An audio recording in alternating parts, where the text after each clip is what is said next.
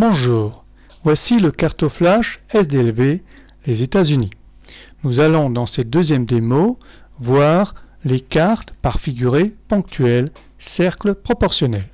Pour démarrer, nous cliquons sur Envoyer. Nous avons toujours le même écran, une grande carte au centre et deux petites cartes sur la droite. Nous allons cette fois-ci utiliser le bouton 2, carte thématique avec des cercles proportionnels. Pour ce faire, nous allons chercher, par exemple, dans la population, ici, le nombre de chômeurs qu'il y a aux États-Unis. Nous cliquons sur Nombre total de chômeurs et nous choisissons des cercles qui vont être en rouge.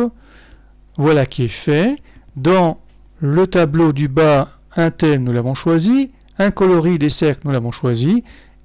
L'ensemble des éléments qui permettent de faire la carte sont rassemblés. Nous pouvons cliquer sur le bouton qui clignote dans l'océan. Voilà.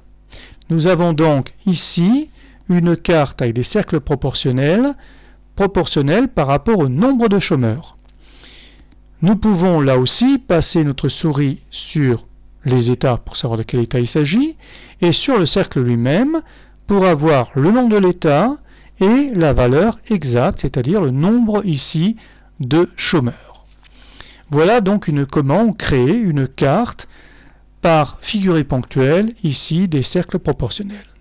Mais pour mieux analyser le phénomène du chômage, nous allons également créer une carte par plage colorée concernant également le chômage.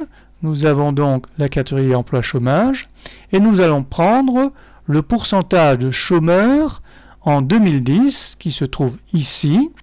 Voilà, et nous allons par exemple lui attribuer la couleur marron dégradé avec 5 paliers pour avoir une analyse très fine. Notre carte étant créée, voilà, nous avons donc les deux cartes l'une sur l'autre. En sous-carte, vous avez le pourcentage de chômeurs en 2010 par état, et par-dessus, vous avez la carte avec les cercles proportionnels sur le nombre total de chômeurs. Alors, on peut dès lors analyser cette carte pour elle-même, sans avoir à mettre, comme nous l'avons vu dans la démo 1, des cartes ici à droite, en haut, en bas, bien que l'on puisse le faire. Prenons un exemple assez simple.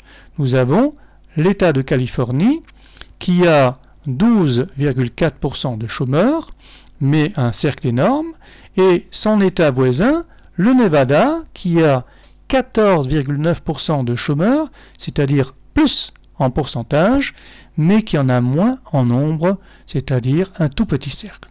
Alors, on peut analyser l'ensemble de la carte, ou ne prendre que cet exemple, en disant tout simplement que l'État de Californie ayant beaucoup plus d'actifs, ayant beaucoup plus de chômeurs, le pourcentage 12,4 est relatif par rapport au nombre de travailleurs qui sont très importants, et donc peu importe si le nombre de chômeurs lui aussi est important. Alors pourquoi avoir pris cet exemple?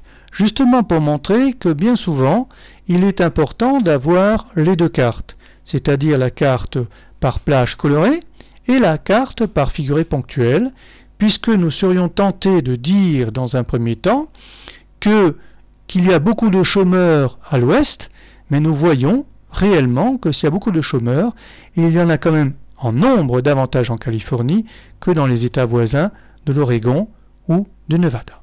Bon, toutes des analyses qui pourront être faites avec vos professeurs respectifs. Merci.